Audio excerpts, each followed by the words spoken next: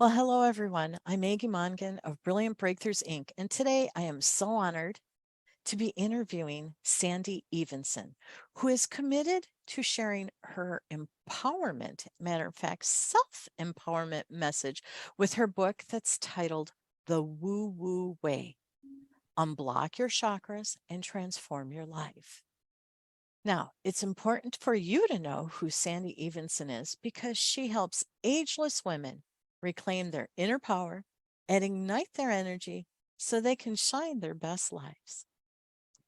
Sandy, are you ready for your first question? I sure am. Okay. This one is where it seems to start best. Everyone wants to know who is the author, like it's some great mystery because we're typically pretty transparent people, unless you're like Stephen King and he's like in his own little world, um, for the right reasons. So, let's unpack this a little bit. Can you share a little of your background with us, please? I sure can, Maggie. Hi, everyone. As she said, I'm Sandy Evenson.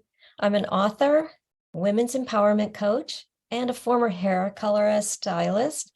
I was actually born and raised in Niagara Falls, New York, a beautiful place to grow up, and little shy Catholic girl.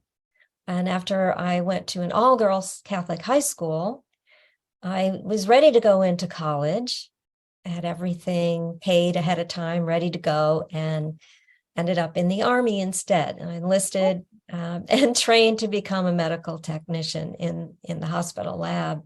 And actually I was really tiny, and I weighed 85 pounds at about 5'1".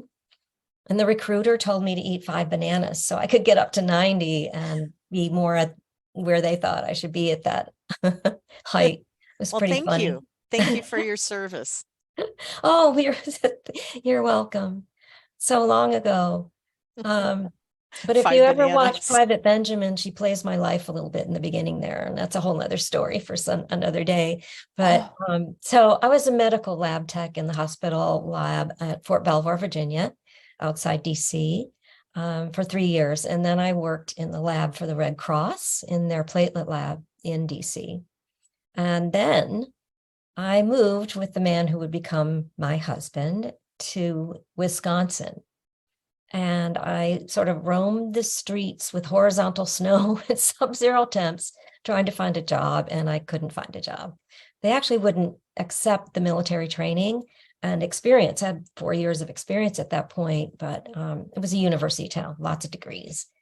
So when I couldn't get that job, I actually went to cosmetology school. I used the GI Bill to pay for it, and I waitressed at night.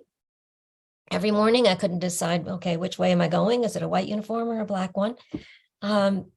So we ended up actually finally getting married, and we went back to Virginia where we met.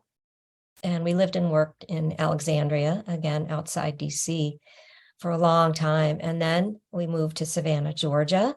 That part's in my book because I talk about why I wanted to move and what was going on with us. And then I actually became a caregiver for my husband during the last several years that we lived there. I was training to become a coach at the same time and working full time as well in the salon.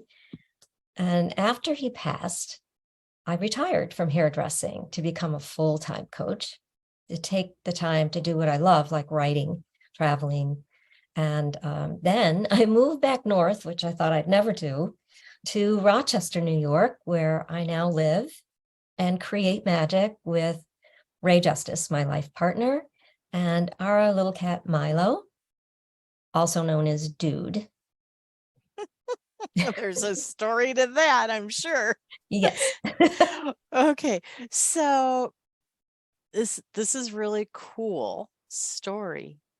Um, Besides you, Sandy, what's the common thread between all of this that you just shared? Oh my goodness. Yeah. So the story is, of course, we always take ourselves with us wherever we go. So that is a common thread. But it's that I have followed an intuitive inner knowing throughout my life, even when I didn't know that's what it was. But every major life decision came from what I call a band of angels hitting me over the head and shifting my direction and focus. So I've had a unique ability to see beauty and joy everywhere. I've learned to shine my light so others can find theirs. Oh, that's beautiful. Thank you for doing such noble work, because we definitely need to help people find their light so they can shine it. I Mhm. think Neil Diamond had it right when he said, turn on your heart light. Yes, beautiful. Yes. hmm Well, thank you for your sharing, Sandy. Well, I appreciate it. Thank you for having me here. All right. And everyone, it's important for you to know that this is the first of 6 videos in our Get to Know the Author Sandy Evenson series. So if you're intrigued, and trust me, if you watch the other videos, you will be, please go to sandyevenson.com, and that's Sandy Evenson, EVENSON.com, to learn more about how the amazing Sandy Evenson is here to help you, more about her book, and as Sandy says, shine your best life.